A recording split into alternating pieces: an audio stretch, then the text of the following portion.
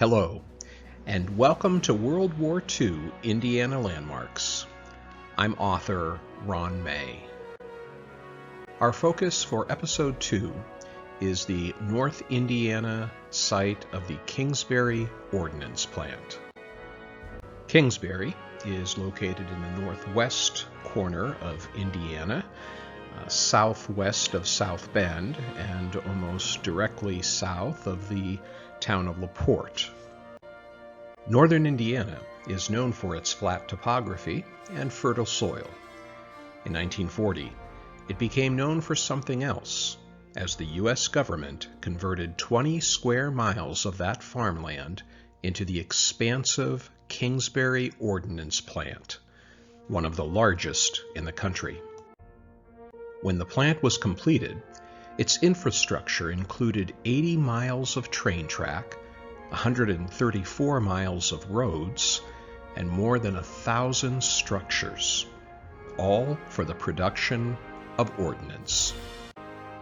This is a photo of the administration building shortly after it was completed. The most important buildings were the structures built for shell loading operations that, once completed, were moved by train to shipping sites. On October 13, 1941, Kingsbury Ordnance Plant produced its first shell for delivery, a 60-millimeter projectile. The attack on Pearl Harbor came less than 2 months later, confirming the wisdom of the U.S. government's decision to build the plant. The population of workers at Kingsbury Ordnance Plant grew steadily. There were 5,000 workers in December 1941, and 5 months later, in May 1942, the number of workers peaked at 20,785. Right from the start, women made up a significant portion of the workforce. Initially, 1/3 of the workers were women, but with the increasing number of male workers called into military service, women represented 45% of the workforce by the war's end. This number included Naoma Zellers Seidel from nearby Kewanna, Indiana. She began work at Kingsbury Ordnance Plant in the fall of 1941 after graduating from high school. She inserted black pellets into primers and weighed primers to make sure there was the right amount of TNT in them. The work was difficult and dangerous, especially on the assembly lines, and required winning the battle of concentration over fatigue.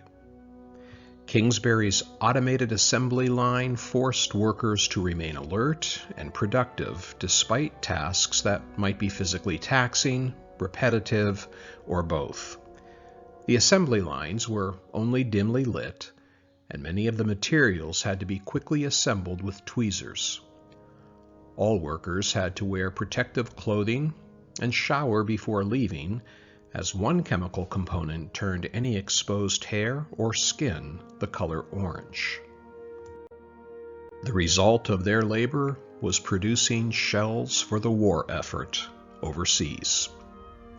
Here is a photo of one shell that was tested at the ordnance plant.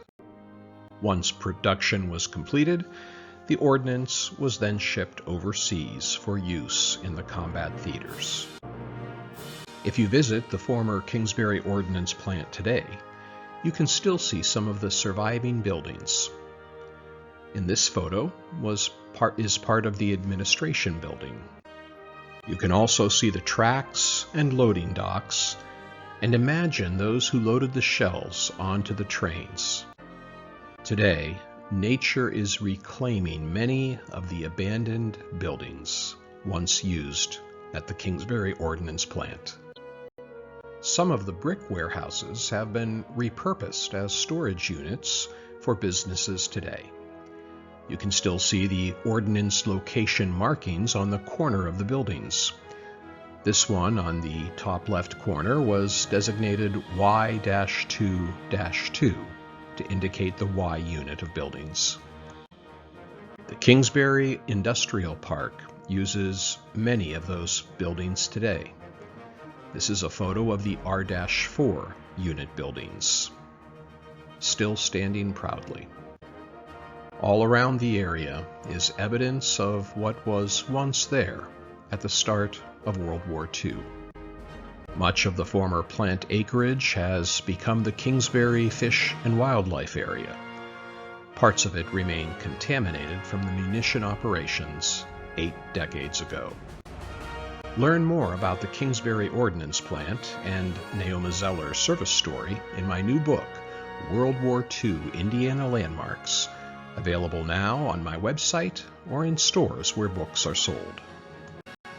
And while on my website, check out my trilogy of Indiana World War II veteran service stories. Thanks for tuning in to this episode.